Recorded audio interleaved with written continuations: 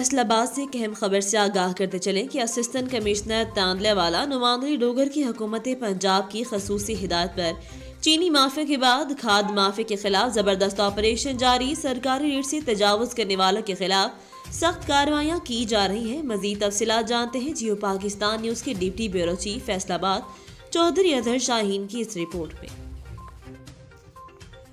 जी बिल्कुल, assistant commissioner Tandlianwala Noman Ali Dogar की हुकूमत पंजाब की खसूसी हिदायत पर चीनी माफिया के बाद खाद माफिया के खिलाफ जबरदस्त ऑपरेशन जारी है। सरकारी रेट से चावल करने वालों के खिलाफ सख्त कार्रवाइयाँ की जा रही हैं। इस मौके पर असिस्टेंट कमिश्नर नुमान अली डोगर का कहना था कि ज़ख़ीरा अंदोज़ी, अर्जी महंगाई माफिया के खिलाफ सख्त कार्रवाइयाँ की जाएंगी।